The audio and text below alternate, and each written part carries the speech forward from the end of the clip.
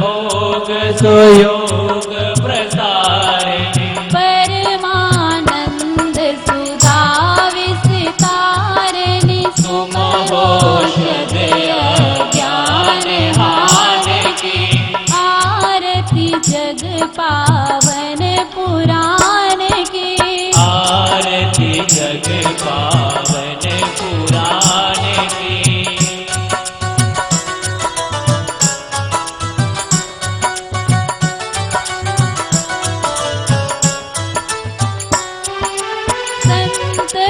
सकल सुमंगलदायिनी सन्मति सद्गति मुक्ति प्रदायिनी नूतन नित्य विभूति विदायिनी परम प्रभा पर तत्व ज्ञान की आरती जग पावन पुराण की आरती जग पावन पुराण की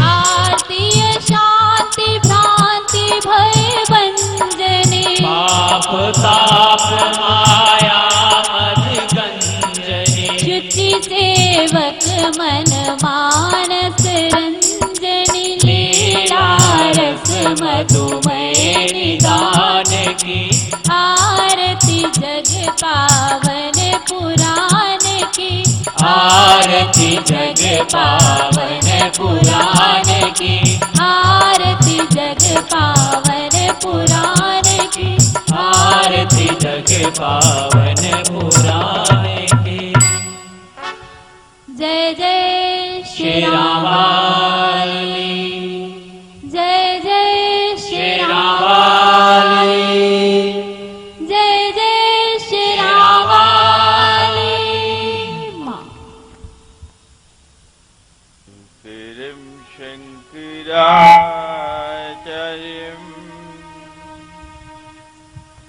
केशवं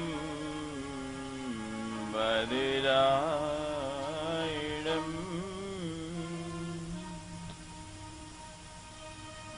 शुद्धभाष्यं कृतं वन्दे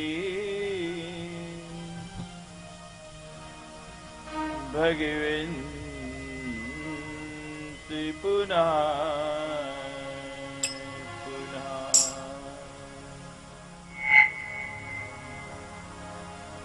मम नाथ श्री जगन्नाथ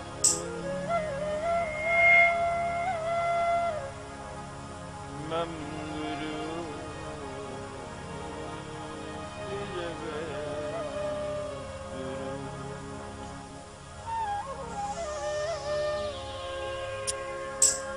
ममात्मा सर्वभूतात्मा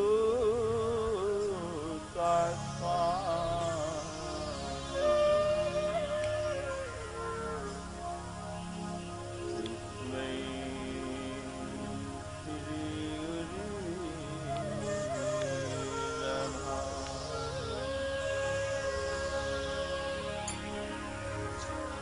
नारायण नमस्कृत्यम्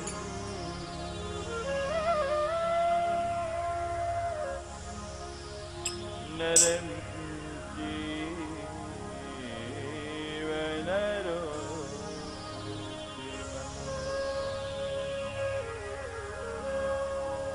देवी सरस्वती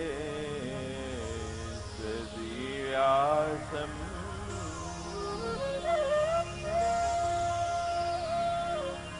ततो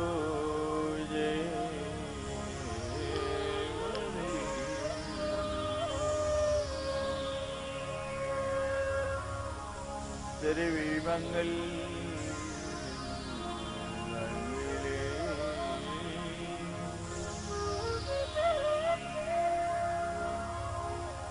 शिवे सर्वार्थ साधिके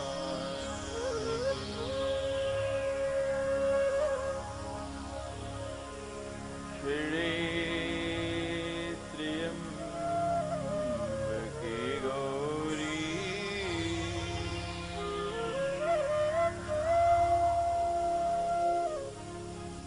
नारायणी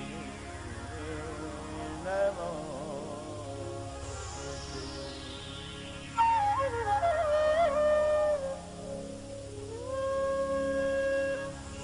शरणागति दीना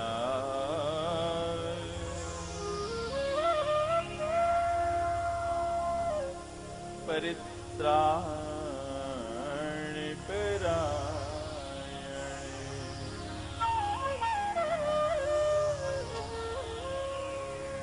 सर्वस्यार्ति हरे देवी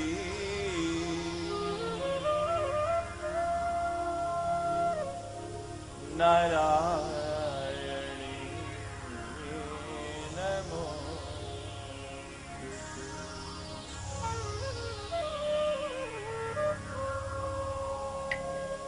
सृष्टि स्थिति विनाशना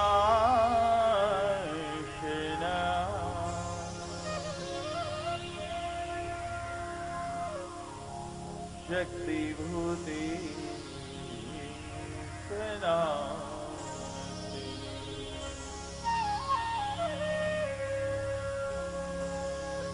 गुणाश्रयी गुणिवे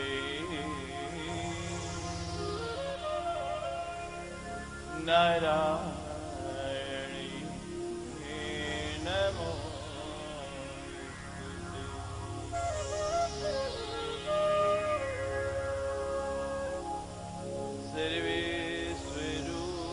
सर्वेश्वरूपे सर्वेशे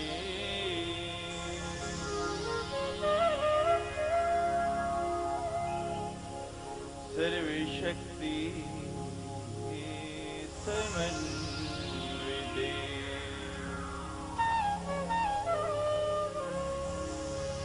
देवी त्रायणो देवी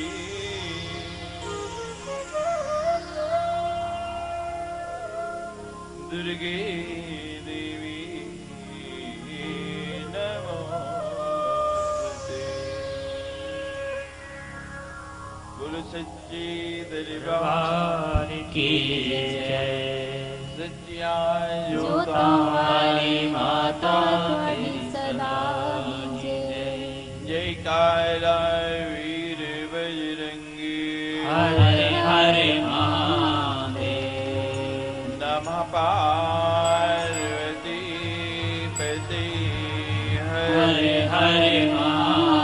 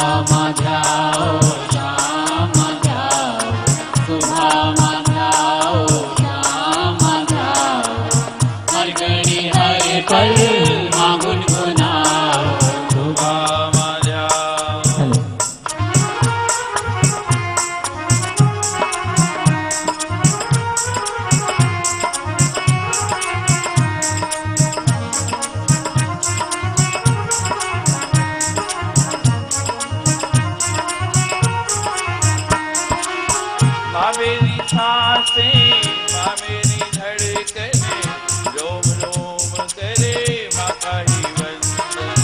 माँ मेरी सांसें, माँ मेरी धड़कन, रोम रोम करे माँ का ही वंदन। माँ मेरी सांसें, माँ मेरी धड़कनें, रोम रोम करे माँ का ही वंदन।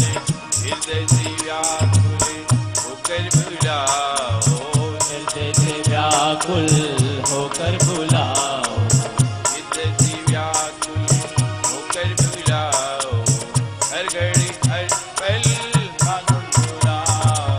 सुबह मध्याओ शाम मध्याओ, सुबह मध्याओ शाम मध्याओ, हर घड़ी हर पल माँ गुनगुनाओ।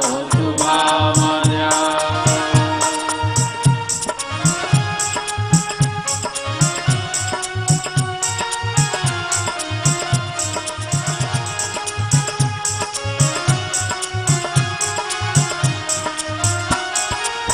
कन्या और ज्योति की कर लो पूजा, कन्या माँ का रूप है दूजा।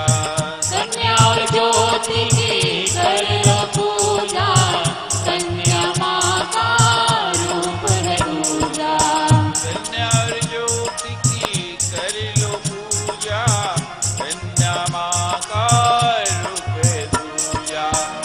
घर माँ की ज्योति जलाओ, घर घर माँ की ज्योति जलाओ, घर माँ की ज्योति जलाओ, हर घड़ी हर पल माँ गुनगुनाओ।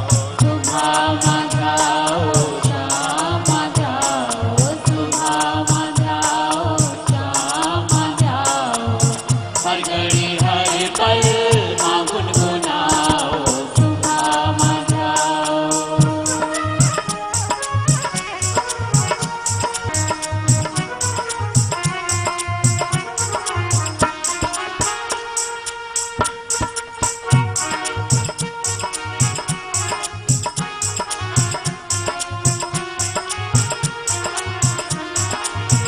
माँ कहे जब बालक तुलावे, माँ झट गोदी में बिठलावे।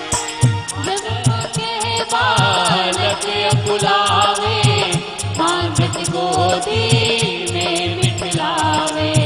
जब माँ कहे बालक तुलावे, माँ झट गोदी में बिठलावे। दर्शन का अमृत रस बरसाओ, दर्शन का अमृत रस छलकाओ, दर्शन का अमृत रस छलकाओ, हर घड़ी हर पल माँ गुनगुनाओ। मध्याओ शाम मध्याओ, सुबह मध्याओ शाम मध्याओ, हर घड़ी हर पल माँ गुनगुनाओ। सुबह मध्याओ शाम मध्याओ, सुबह मध्याओ शाम मध्याओ, हर घड़ी हर पल। भुवनेश्वर लक्ष्मी पापात्मनां कृत्यां हृदेषु बुद्धि, श्रद्धा सतां कुलजन प्रभवस्य लज्जा, तां त्वां नता परिपाले देवी विश्वम। ऐसी पराम्बा आदिशक्ति जगदम्बा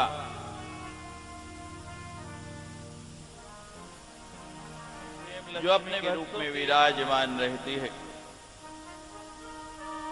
या श्री सुकृति नाम भुवनेश्वर लक्ष्मी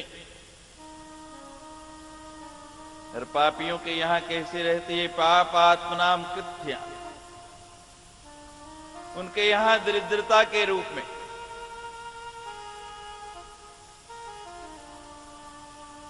तो जो माँ के भक्त है ना, उनके हृदय में मां निवास करती है।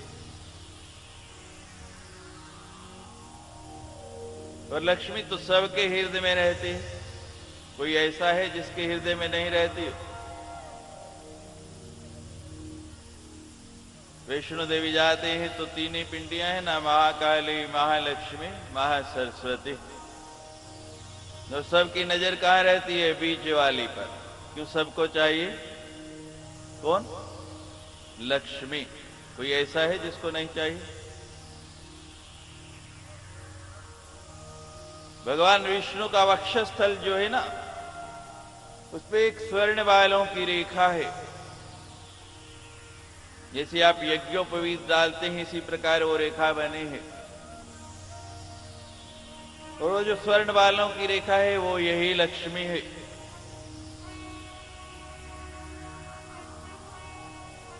और लक्ष्मी से कितना प्यार है।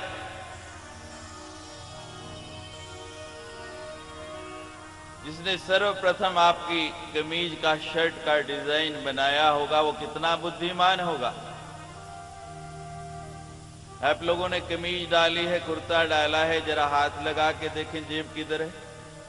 देखो भाई, सज्जे के खब्बे? बोलो।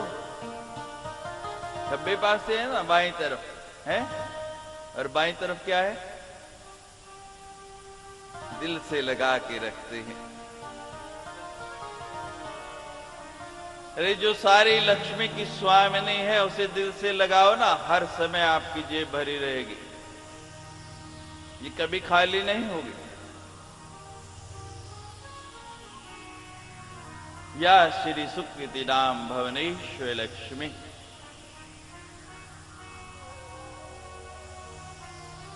अगर मन में आलू है तो हर तरफ आलू ही नजर आएगा, और मन में भालू है तो हर जगह भालू का ही भय नजर आएगा। और यदि मन में मां है तो मां का ही लक्ष्मी रूप आपके मन में भर जाएगा। सुबह मांध्याओ, शाम मांध्याओ। सवेरे 5 मिनट के लिए मंदिर गए, क्रिया करके आ गए, काम खत्म। खाना कितनी बार खाते हैं? क्यों भाई? कम से कम 3 बार तो सभी खाते हैं। 1-2 बार चाय भी हो जाती है और कुछ मिल जाए वो भी खा लेते हैं। और जब जिसने सब कुछ दिया उसका नाम लेने की बारी आए तो सवेरे हो आए मंदिर, भाई एक बार हो गया काम खत्म, और कोई काम नहीं है हमें। जब ऐसा विचार हो तो वहीं दरिद्रता आती है। पाप आत्मना कृत धियाम हृदयेषु बुद्धि। और जिनके हृदय में मां रहती है ना, उनकी बुद्धि इतनी प्रखर हो जाती है, इतने विद्वान हो जाते हैं वो। श्रद्धा सता। और संत जनों के यहाँ कैसे रहते रूप में? वो तो सदा नतमस्तक रहते हैं उसके आगे। कल बता रहा था जहां मां विराजती है वो मणिद्वीप है। और उस मणिद्वीप में जब आप जाएंगे रास्ते में देखेंगे चारों तरफ लाखों करोड़ों महात्मा सदा हरि लेखा मंत्र का, देवी प्रणव का जप कर रहे हैं। श्रद्धा सता। संत जनों के यहां वो श्रद्धा के रूप में निवास करती है। कुलजन प्रभवस्य लज्जा। और जो कुलीन अच्छे कुल के लोग हैं उनके यहां लज्जा के रूप में विराजमान है। थोड़ा ठीक कर लो भाई।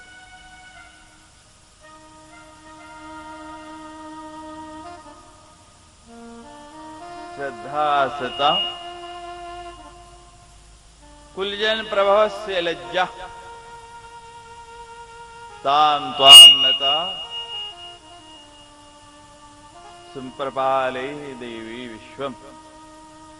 ऐसी पराम्बा जगदम्बा जो इतना कुछ देने वाले है, पूरे विश्व की स्वामिनी है, उसको हम नमस्कार करते हैं, दोनों हाथ जोड़ के उसके चरणों में प्रणाम करते हैं कि हे मां, आप सदा हमारे हृदय में, हमारे बुद्धि में, हमारे मन में, हमारे विचार में, हमारी जीवा पर, हमारे नयनों में और कानों में भी आप ही विराजमान है ना। सदा आपका ही कीर्तन हम सुनते रहे। मैंने बताया था मां बुद्धिहीन को बुद्धि, शक्तिहीन को शक्ति, ज्ञानहीन को ज्ञान, संतानहीन को संतान। जैसी भी आपकी इच्छा हो, जैसा भी आपका भाव हो, वो देती है। उसके यहां कोई कमी नहीं। वो चाहे तो पल में विद्वान बना देती है, मूर्ख को ऐसा गुणवान बना देती है।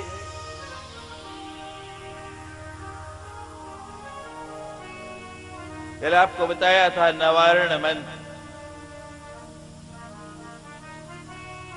नवारण मंत्र की सर्वप्रथम दीक्षा मां भगवती ने भगवान विष्णु को दी।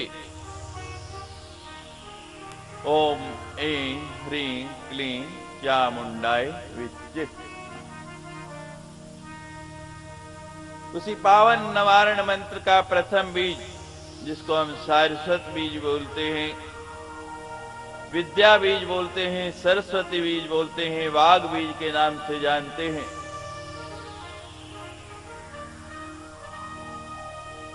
आज उस पहले नवारण मंत्र के बीज ऐं की बड़ी सुंदर दो कथाएं आएंगी। कालिदास जैसा महामूर्ख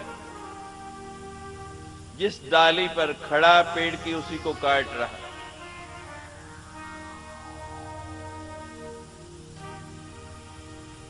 पास से कुछ ब्राह्मण गुजर रहे थे, कालिदास को कहा, कालिदास जिस डाली पर खड़ा है उसको ही काट रहा है। डाली कटेगी तो नीचे गिरेगा, चोट लग जाएगी। दूसरी डाली पे खड़ा होके काट। कालिदास कहता है, मुझे मूर्ख समझ रखा है। आजकल किसी को ज्ञान का उपदेश करने का समय भी नहीं है। किसी को ज्ञान की बात कहो तो कहता है कि मैं क्या मूर्ख हूं जो मुझे बता रहा है, बहुत ज्ञानी बना फिरता है, तेरे से अच्छा तो मैं जानता हूं।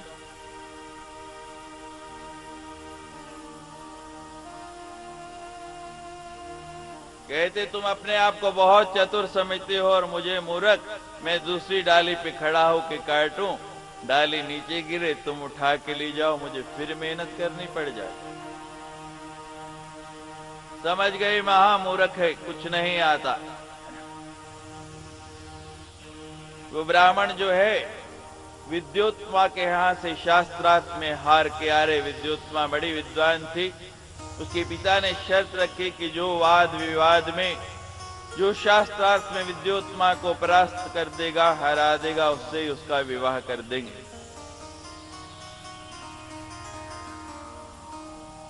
ये जितने हमारे कार्यकर्ता हैं ना, ये बैठ जाए, जब कोई काम होगा खड़े हो जाएंगे, उनको सजा नहीं।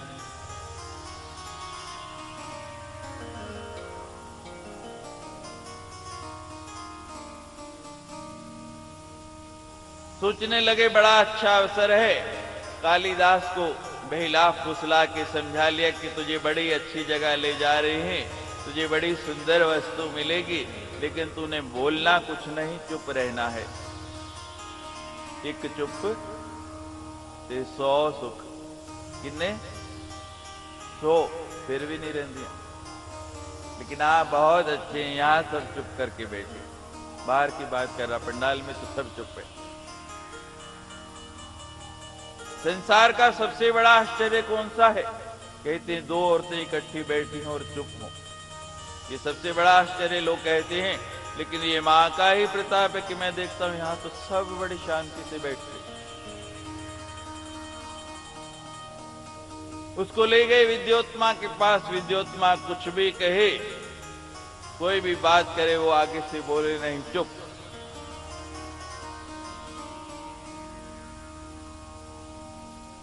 जब हार गई विद्योत्मा, जैसे कोई व्यक्ति खींच के कह जाता है, चिढ़ जाता है, किसी कहता अच्छा भाई तू जीता मैं हारी, और जैसे इतनी बात कही ब्राह्मणों ने ताली बजा दी कि विद्योत्मा हार गई, अब तो कालिदास से विवाह करना पड़ेगा। कालिदास से विवाह हो गया। अब महामूर्ख कालिदास 2 दिन साथ रहते ही समझ आ गया कि बुद्धि है ही नहीं। जब ब्रह्मा जी बुद्धि बांट रहे थे, मां सरस्वती कृपा कर रही थी तो इसको कुछ नहीं दिया। हर काम उल्टा पुल्टा करते पत्नी ने बहुत प्रताड़ना की।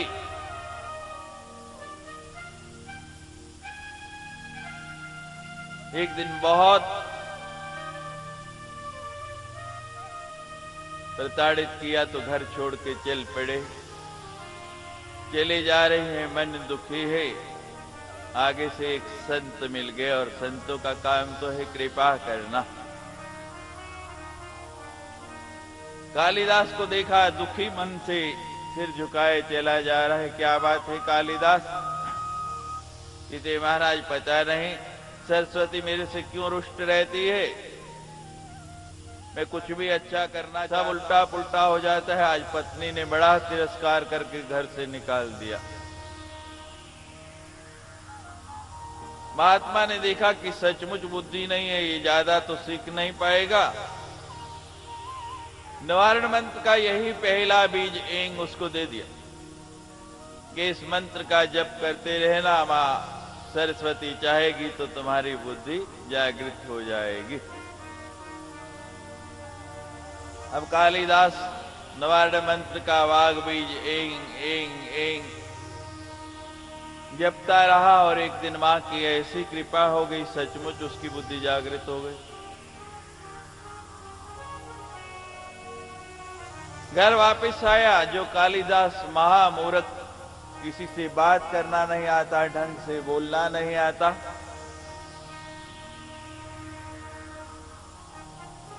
दरवाजा खटखटाया। अंदर से पत्नी ने पूछा कौन है? कालिदास ने कहा कपाटम उद्घाटय, दरवाजा खोलो। आवाज पहचान गई। विद्योत्मा कहती है तो मेरे पति कालिदास ही, लेकिन कालिदास संस्कृत में इतना सुंदर बोल रहा। दरवाजा खोल के कंफर्म किया कि कालिदास ही है। सामने देखा, अचंभित खड़ी है।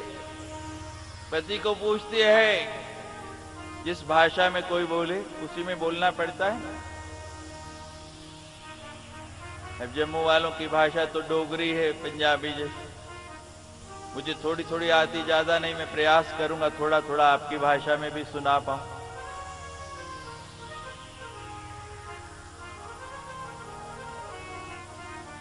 वो पूछती है कि ये चमत्कार कैसे हो गया। लेकिन कालिदास ने संस्कृत में कहा है कपाटम उद्घाट है, तो वो भी संस्कृत में बोलती है अस्ति कश्चित वाग विशेषा, अस्ति कश्चित वाग विशेषा। ये चमत्कार वाणी में इतनी गुणवत्ता कहां से आ गई? कालिदास कहता है ये मेरी मां का चमत्कार है। मैंने सरस्वती की आराधना की, कर ले। फिर मां उसको कोई कमी नहीं रखती है। आइए मां से विनय करें प्रतिदिन की तरह।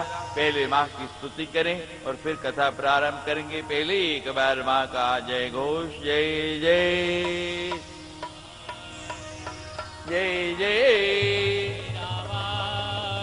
जय जय।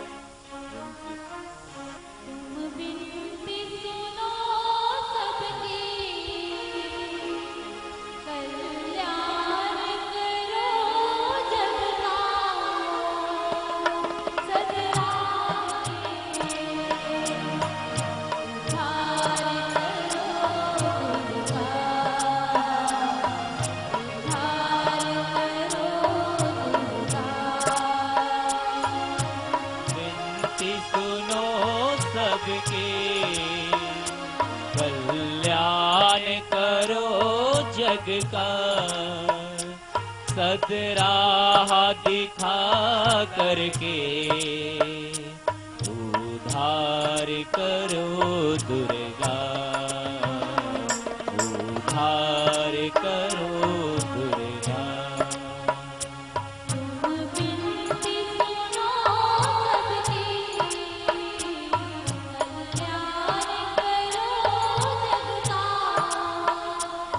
सद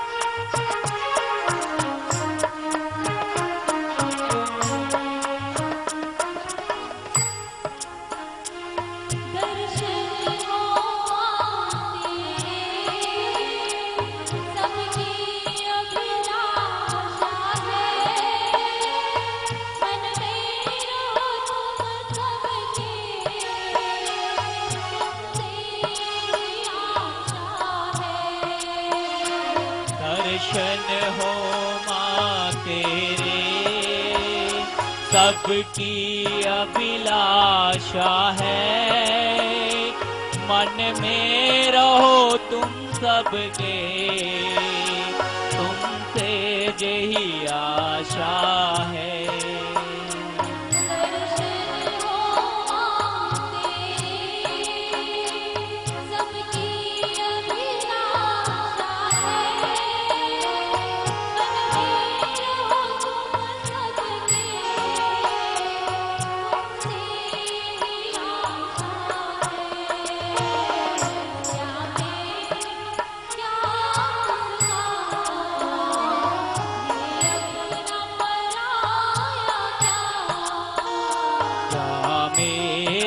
क्या उसका ये अपना पराया क्या?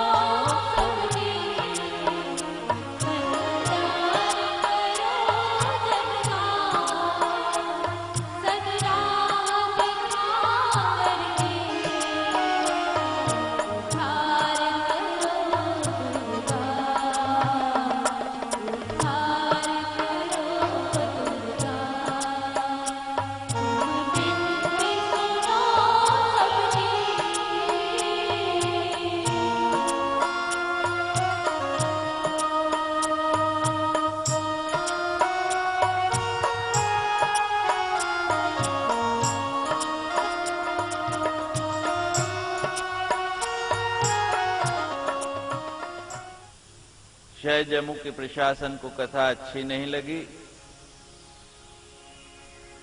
क्योंकि लोग रैलियां करें, शोर मचाएं तो उनको सुंदर लगता है, और कोई अच्छी ध्वनि कानों में पड़े तो बुरी लगती है।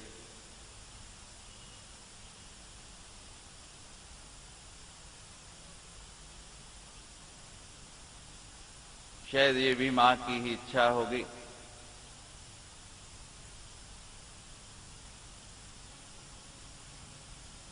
क्योंकि संसार का कोई कार्य भी मां की इच्छा के बिना पूर्ण नहीं हो सकता।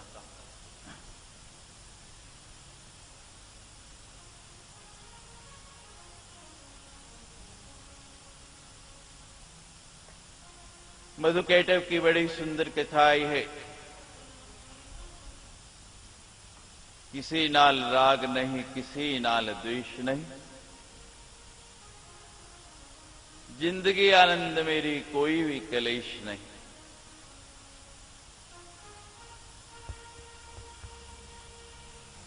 हर वस्तु का जोड़ा है संसार में। मैंने कल भी आपको बताया था, जहां हानि है वहां लाभ है, जहां जीवन है वहां मरण है, जहां सुख है वहां दुख है, जहां दिन है वहां रात्रि है।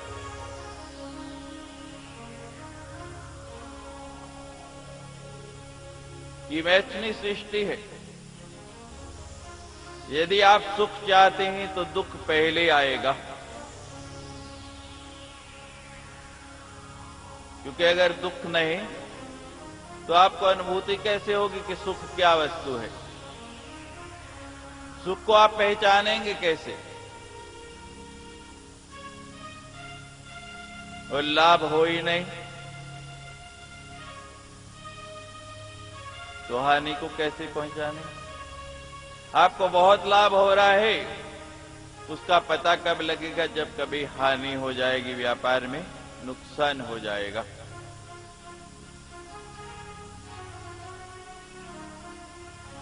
बड़ी सुंदर प्रधान 8 राक्षसों की कथाएं यहां आई हैं। मधुकैटभ, रक्त बीज महिषासुर, चंड मुंड और शुंभ निशुंभ।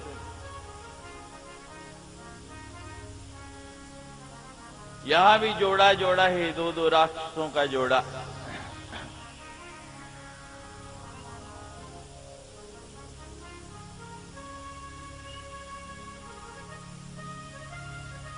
एक एक राक्षस के जोड़े के साथ जो मधु है, जो मीठा लगता है, वो राग है।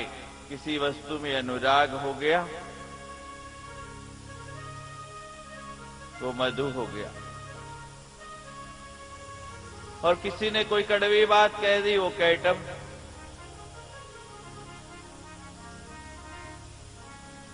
इसी प्रकार महिषासुर और रक्त बीज क्या है? मद और मत्सर। चंडमुंड क्या है? लोभ और मोह। और शुंभ निशुंभ काम और क्रोध। दैत्यों को मारने के साथ अपने अंदर के दो दो विकारों को मारना है, दो दो विकारों को आपने समाप्त करना है।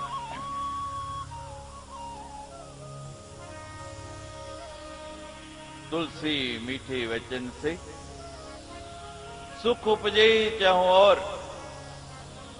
वशीकरण एक मंत्र है, परिहर वचन कठोर। मीठा बोल के, मधुर बोल के आप किसी को भी अपना बना सकते हैं।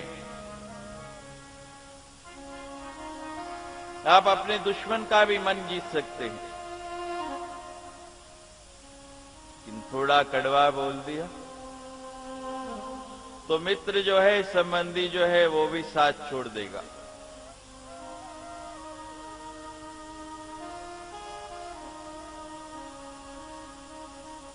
ऐसी वाणी बोलिए, मन का आपा खोए, औरन को शीतल करे, आपहु शीतल होए। ऐसा बोलो, सामने वाले को ऐसी शांति मिले, ऐसा आनंद आ जाए। ये क्या वाणी है, कितना सुंदर बोलता है।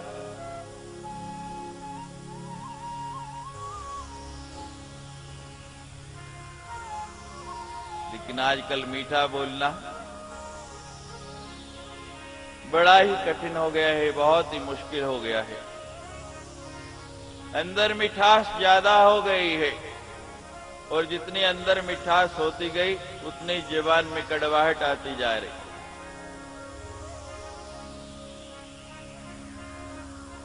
अखबारों से पढ़े हुए आंकड़ों से पता लगता है कि भारत में 40% से ज्यादा लोगों को शुगर है। अंदर मिठास आ गई, लेकिन जुबान में मिठास नहीं रही।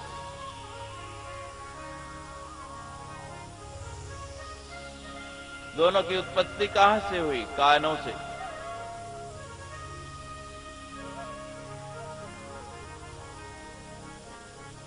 ये कान में ही जो सुनते हैं अच्छा, वो मधु। जो किसी की स्तुति करते हैं वो मधु, और जो किसी की निंदा करते हैं वो केटम।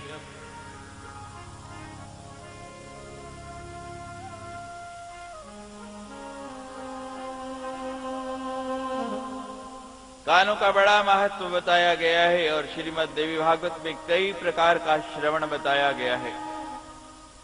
राजसिक श्रवण, तामसिक श्रवण और सात्विक श्रवण।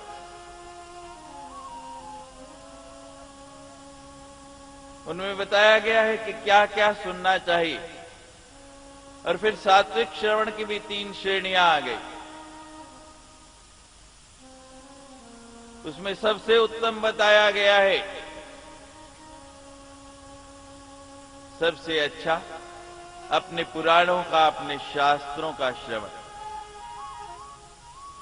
उससे निम्न बताया गया है जिनमें युद्ध का वर्णन है, जैसे महाभारत आदि ग्रंथ। और उससे भी निम्न बताया गया है जहां संसारिक युद्धों का वर्णन हो।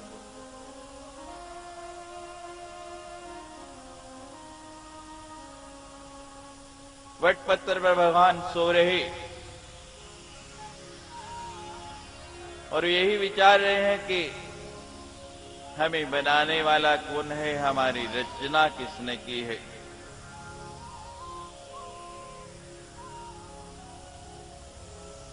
जब बार बार ऐसा सोच रहे हैं, बार बार ऐसा विचार आ रहे हैं, भगवान कहाँ विराजते हैं? क्षीर सागर के अंदर। और सागर जल, जल रस का एक रूप है, और रस जो है बिना किसी पात्र के ठहर नहीं सकता। तो भगवान सोच रहे हैं कि यदि मैं रस हूं तो मैं किस पात्र में ठहरा हूं, मेरा पात्र कौन है। जब बहुत विचारा तो यही पराम्बा आदिशक्ति मां जगदम्बा प्रकट हो गई।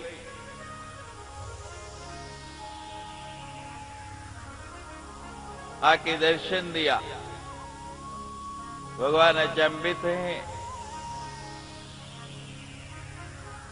सोच रहे हैं कि क्या करूं, ये कौन सी शक्ति है, कुछ विचार में आता नहीं।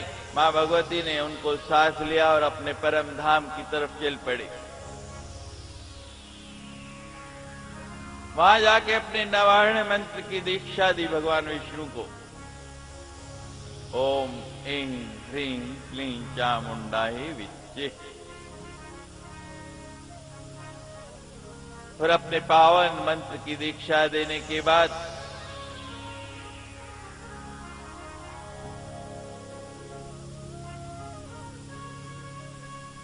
मां भगवती ने इसी पावन पुराण का वो आधा श्लोक सर्व खलविदमेवाहम नान्यस्ति सनातनम, जो कुछ भी है मैं हूं, ये पूरा ब्रह्मांड रचने वाली जो शक्ति है वो मैं, मेरी सिवा कुछ नहीं।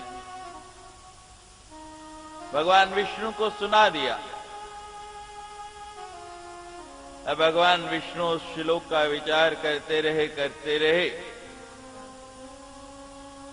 ये बहुत मंथन किया, कुछ समझ नहीं आया, तो जाके मां से पूछने लगे, मां हमारी रचना किस लिए की, मेरा सृजन क्यों किया।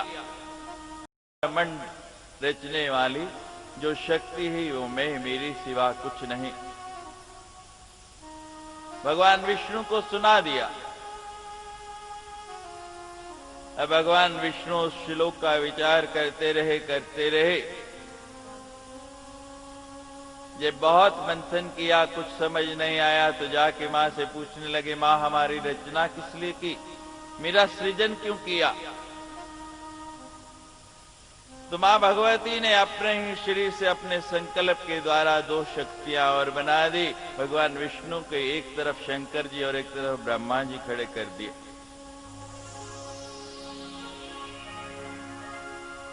मां भगवती ने फिर अपना ध्यान किया और अपनी तीन शक्तियां महाकाली, महालक्ष्मी और महासरस्वती निकाल के तीनों देवताओं को अपनी एक एक शक्ति दे दी।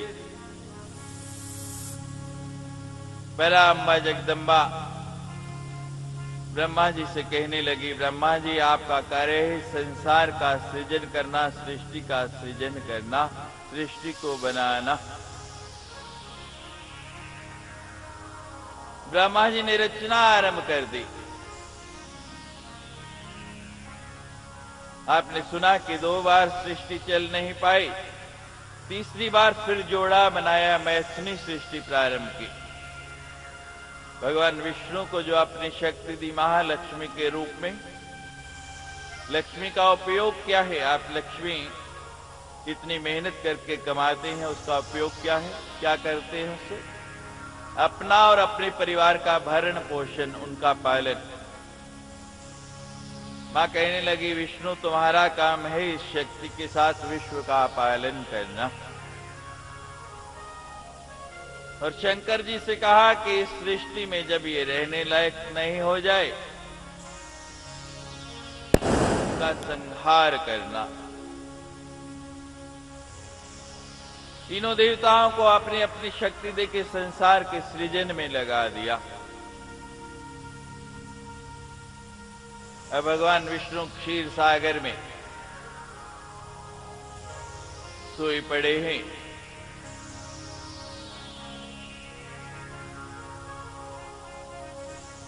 कमल नाभ उनकी नाभि से निकल रहा है और उस कमल के ऊपर ब्रह्मा जी विराजमान हैं। लेकिन भगवान कैसे मिलेंगे, कैसे उनको पाया जाएगा? जब आपका मन निर्मल हो जाएगा। मैंने कल भी बताया कि संत महात्मा कहां जाके कथा सुनते हैं, कहां इनके श्रवण का सबसे उत्तम स्थान बताया गया है। सारे पुराण नैमिषारण्य में कहे गए, जहां इस घूमते हुए मनोचक्र की नेमी रुक जाए। आप लोग चाहते हैं ना कि हम कथा के लिए आते हैं, हमारा मनोरथ पूरा हो। जिस मनोरथ को लेके, जिस इच्छा को लेके हम यहाँ आते हैं वो पूरा हो। आपको पता है मनोरथ क्या है? मनोरथ, ये मन का रथ चलता हुआ जब रुक जाएगा तो आपका मनोरथ पूरे होने में देरी नहीं लगेगी। जब ये मन का रथ यहाँ आके खड़ा हो जाए और कहे कि मुझे यही स्थान सबसे प्रिय है, यहाँ ही मेरी अभीष्ट वस्तु मिलेगी,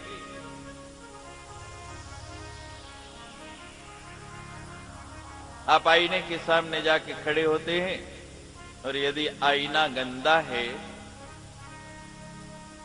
उसपे धब्बे लगे हैं, उसमें अपना चेहरा देखे तो वो धब्बे कहां दिखते हैं? अपने चेहरे के ऊपर। अपना चेहरा साफ देखने के लिए क्या करना पड़ेगा? उसको साफ करना पड़ेगा आईने को। ऐसे ही ये हमारे मन का आईना जो है ना, ये बहुत गंदा हो रहा है।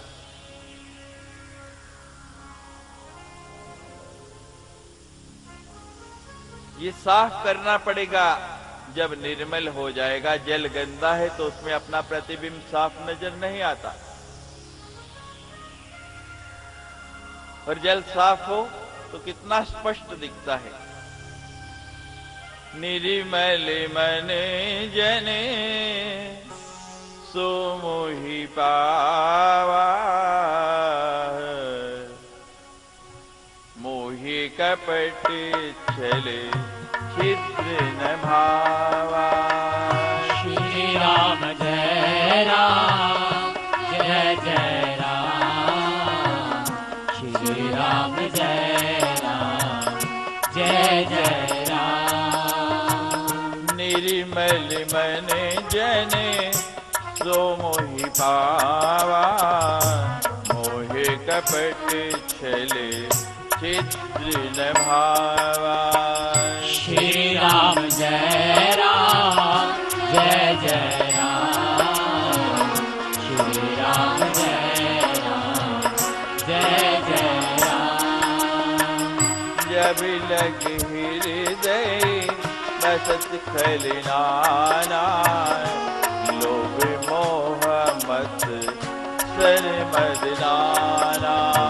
श्री राम जय राम जय जय राम, श्री राम जय राम जय जय राम। सब लगी उड़ना बसत रघुनाथा, मेरे चाप सा यक कटिहा था। श्री राम जय राम जय जय राम, श्री राम जय राम जय जय राम। ममता तरुणे समी अंधियारी, राग द्वेष लुक सुखकारी। श्री राम जय राम जय जय राम, श्री राम जय जय राम। सभी लगी बसते जीव मन माही, जब लग रवि प्रतापे उरनाही।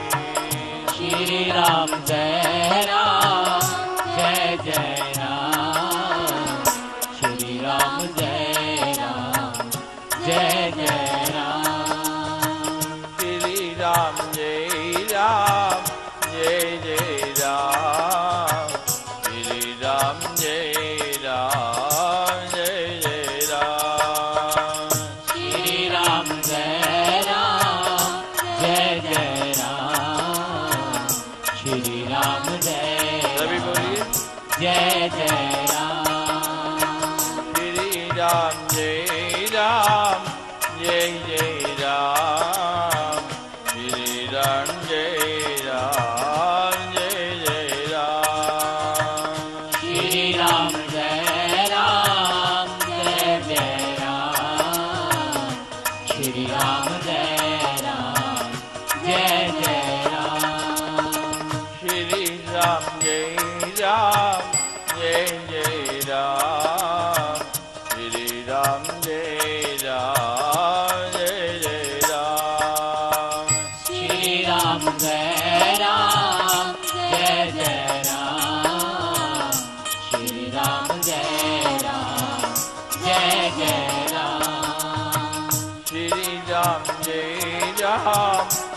जय राम।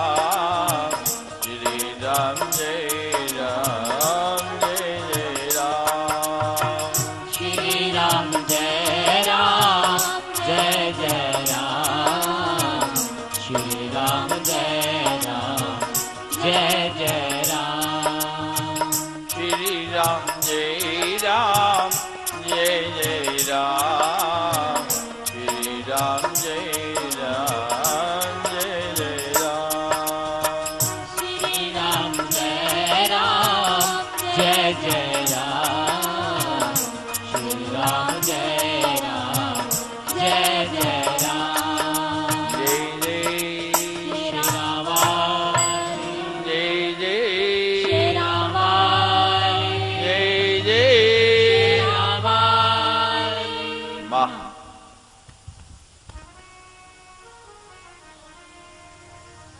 निंदा और स्तुति, स्तुति मीठी और निंदा कड़वी। भगवान ने कहा है गीता में, तुल्य निंदा स्तुति मौनि। निंदा और स्तुति दोनों में समरस रह सकता है, एक जैसा रह सकता है। वही जीवन में कामयाब होगा। लेकिन होता क्या है, थोड़ी सी कोई स्तुति कर दे, थोड़ी सी आपकी प्रशंसा कर दे, फूल के कुप्पा हो गए। और जहां जरा सी निंदा कर दी किसी ने,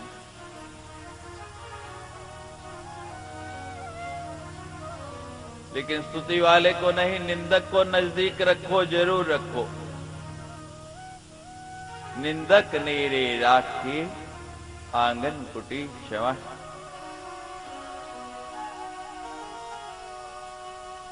ज्यादा स्तुति भी अच्छी नहीं होती और ज्यादा निंदा भी अच्छी नहीं होती। सची वैद गुर तीन जो प्रिय बोले भय आस, राज धर्म तन तीन का हुई भी गही नास। सचिव वैद गुरु, अगर मंत्री जो है, सेक्रेटरी जो है, वो राज्य की सही जानकारी नहीं देता राजा को, तो देश गया, देश सुरक्षित नहीं रह सकता। केवल चापलूसी करता रहता है, उसको पूरी जानकारी देता नहीं, तो उस देश की तरक्की नहीं हो सकती। और वैद्य, कहीं चोट लगी, जहर फैल गया है, कोई अंग काटना पड़े, मेरा मरीज है, बड़ा प्यार है, उस अंग को काटता नहीं तो सारा शरीर ही गया।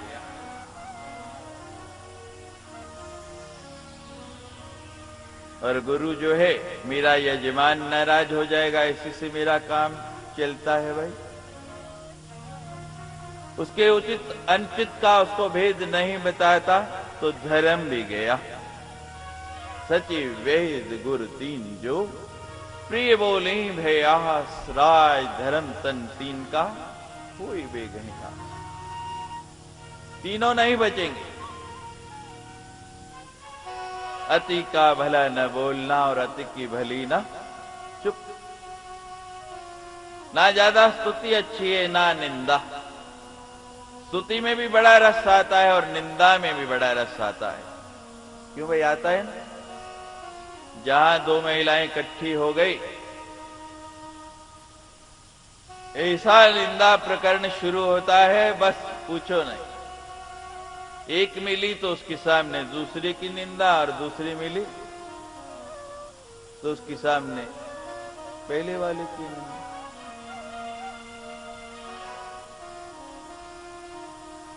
ये कला है। और तुम, हमारे यहां देवियों के पास कई कलाएं बताई गई।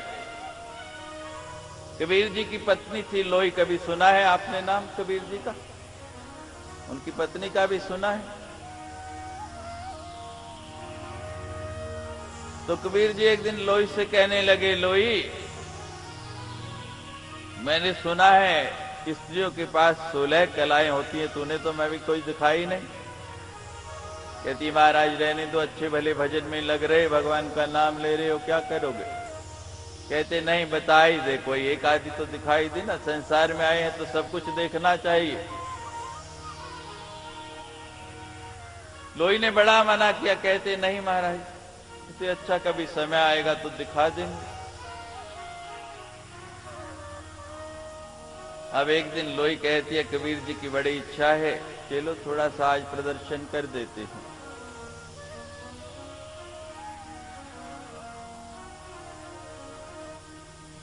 कबीर जी का नियम था, प्रातःकाल उठ के स्नान के लिए जाते। पता होगा कबीर जी की दीक्षा भी कैसे हुई। मंत्र लेना चाहते थे, जिनसे मंत्र लेना चाहते हैं उन्होंने दिया नहीं, कहा कि जब समय आएगा देंगे।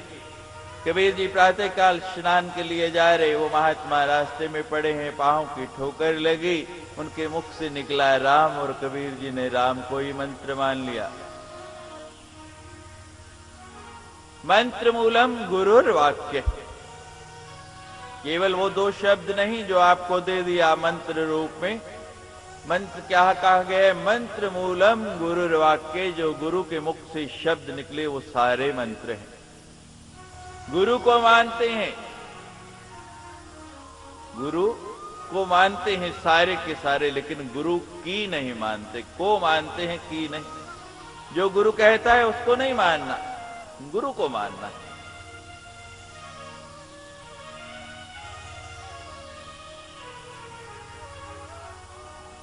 तो कबीर जी ने तो विश्वास कर लिया, मंत्र मूलम गुरुर वाक्य, जो गुरु के मुख से निकला वही मंत्र है। जपना शुरू कर दिया उसी को। नियम था प्रातः स्नान के लिए जाना, फिर वापस आके याचकों को दान देना, महात्माओं को दान देना। उस दिन लोई के दिमाग में क्या है कि चलो आज कबीर जी को थोड़ा बता ही देते हैं। जैसे ही महात्मा दान लेने के लिए आएंगे, वो लोई कहती है, आज घर में कुछ नहीं है, दान नहीं मिलेगा। कहने लगे, कई सालों का नियम है, आ रहे हैं, कबीर जी ने कभी खाली नहीं भेजा, आज कैसे खाली जाए? कहती, आजकल कबीर जी का ना ये थोड़ा फर्क हो गया, कोई सक्रिय ढीला हो गया है, पता नहीं आजकल क्या हो गया, सब उल्टी सीधी बातें करते हैं। महात्मा कहते हैं, ऐसा क्या हो गया? कहते, पता नहीं महाराज, जो याचक आता है ना मना कर देते हैं, और जो जिद खड़ के खड़ा होता है ना, वो डंडा देखने सामने मूसल जो पड़ा है। पुराने जमाने में धान कूटने के लिए आजकल तो मिलें चल पड़ी ना, एक ओखली होती थी जिससे भगवान कृष्ण को बांधा गया था, दामोदर उनका नाम पड़ा। यमला अर्जुन वृक्षों का उद्धार किया। उस ओखली में धान डाल के कूटा जाता था मूसल से, तब चावल अलग होता था। कहते, ये जो मूसल पड़ा है ना, जो महात्मा नहीं मानते फिर उनकी पिटाई करते मूसल ले। महात्मा कहते हैं, पिटाई जरूर करानी है, और कोई घर मांग लेंगे, चलो यहां से चलते हैं। अब महात्मा चले निराश होकर, महाराज आगे से कबीर जी वापस आ रहे थे, देखिए सब महात्मा खाली। कबीर जी ने कहा, भाई क्या बात, आज भिक्षा नहीं मिली? कहते, नहीं महाराज, आज कहीं और से ले लेंगे, हो आए हम आपके यहाँ। कहते, नहीं चलो मैं भिक्षा देता हूं। कहते, नहीं महाराज नहीं। तो ये नारियों का प्रभाव है। जरा सी बात किसी ने कही, बस पूछो नहीं, वो रस आता है। बढ़िया से बढ़िया पकवान, पहलवान की दुकान की सारी मिठाई मंगवा लो, किसी में ऐसा रस नहीं आएगा जो इस निंदा में आता है। जिस चौराहे में चार खड़ी हो गई फिर तो ऐसी मिठाई बढ़ती है, पूछो नहीं। आपके कान में जो मैल आता है ना, मल, आप ये निंदा स्तुति छोड़ दो, नहीं आएगा।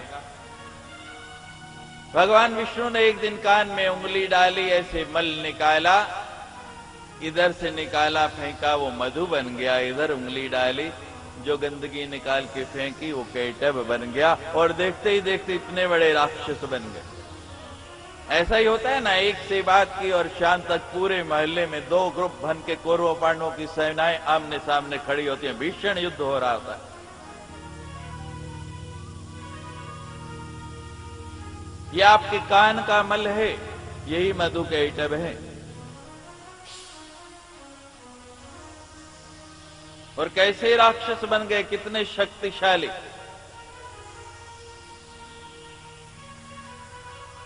मैं कहा करता हूं कि आप बुरा सुनना छोड़ दो, आपके कान में मल नहीं, गंदगी नहीं आएगी। बुरा देखना छोड़ दो, आपकी आंखों में गंदगी नहीं आएगी। सवेरे सवेरे उठ के देखते हैं ना, दोनों आंखों में फिर साफ करते हैं, ये बिल्कुल नहीं आएगी। बुरा सूंघना छोड़ दो, नाक के अंदर मल नहीं आएगा। झूठ बोलना छोड़ दो, बुरा बोलना छोड़ दो, आपको ब्रश करने की जरूरत नहीं पड़ेगी। आपका मुंह बिल्कुल पवित्र साफ सुथरा रहेगा, उसमें गंदगी नहीं आएगी। लेकिन बड़े मुश्किल काम। मैंने कहा है कि दो राक्षसों के साथ अपने दो विकारों को मारने की कोशिश करनी है। मधु कैटब के साथ राग द्वेष को मारना है, तभी आपका कथा सुनना सार्थक होगा। अब देखते देखते इतने बड़े राक्षस बन गए। नाभि कमल पे ब्रह्मा जी बैठे हैं, उनको खाने के लिए दोनों दौड़ने लगे। ब्रह्मा जी ने देखा दो इतने बड़े बड़े राक्षस बड़े चले आ रहे हैं, कहते इनसे कैसे बचूं।